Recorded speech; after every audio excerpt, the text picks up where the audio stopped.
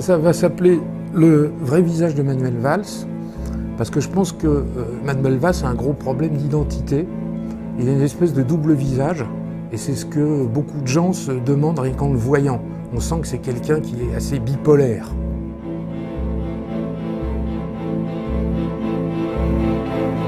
Manuel Valls, pour moi, a une espèce de double histoire.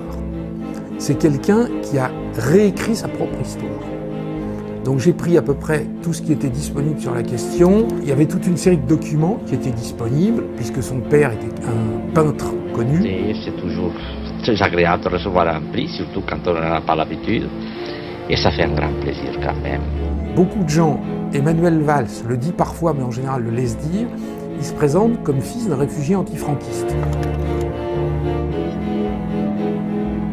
Il faut quand même rappeler que Manuel Valls est né dans les années 60 en Espagne. Donc c'était donc à l'époque du général Franco et du franquisme. Donc on se dit qu'un républicain espagnol réfugié en France, comment se fait-il que son fils puisse naître en Espagne? En réalité, il n'en est rien. La famille de Manuel Valls est une famille de la très haute bourgeoisie catholique catalane. Son grand-père a participé à la fondation du plus important journal catholique conservateur de Catalogne. Ce journal a été interdit en 1936 par ce qu'on appelle les Rouges, c'est-à-dire les communistes, les trotskistes, alliés pour l'occasion avec les socialistes. Donc il n'y avait absolument aucune raison que son père quitte l'Espagne en 1951 et soit présenté comme un réfugié antifranquiste. Les vrais réfugiés antifranquistes, ils sont partis à la fin de la guerre civile espagnole, c'est-à-dire en 1939. Donc c'est déjà une réécriture à cause de son histoire politique. La deuxième, c'est l'histoire de sa mère, qui est une famille de la riche bourgeoisie tessine, qui s'est enrichie grâce au trafic de l'or colonial au Sierra Leone. Sa famille possédait des commerces, des hôtels, des immeubles, des mines d'or.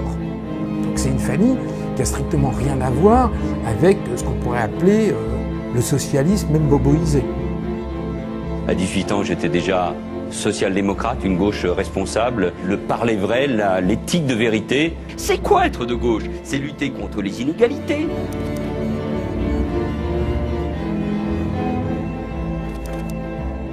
Donc c'est toute une série de choses qui sont développées dans ce livre, avec un certain nombre de lumières qui sont apportées, et développer évidemment la partie sur ces liens extrêmement étroits avec les sionistes, Israël, la communauté juive en France.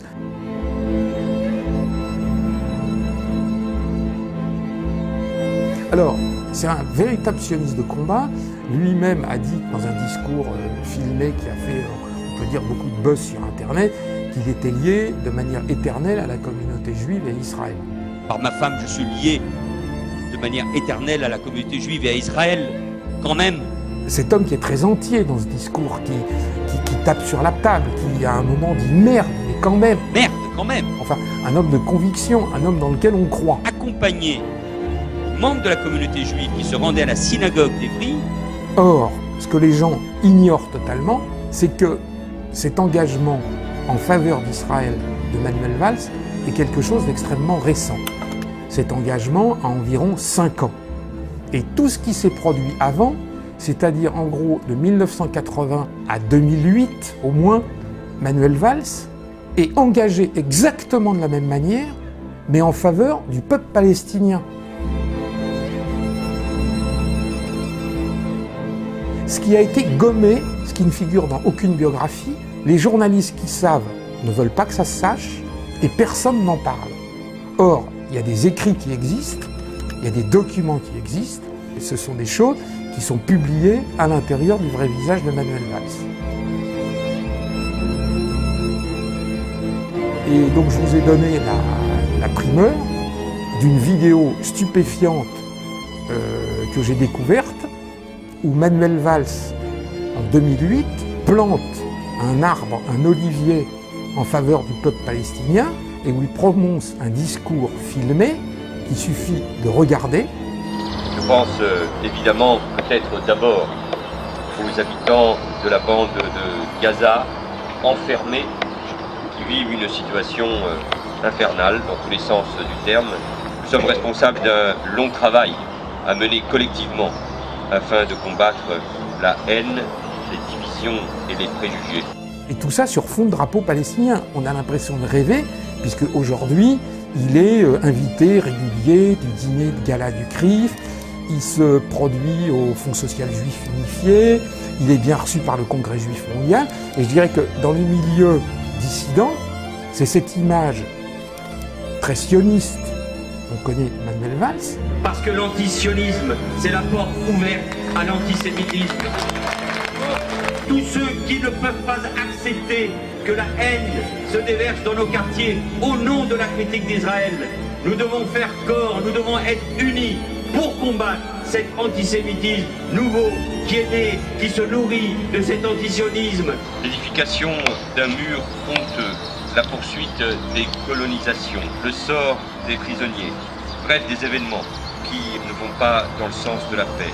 Mais cette critique de l'État d'Israël, basée sur l'antisionisme, c'est l'antisémitisme d'aujourd'hui.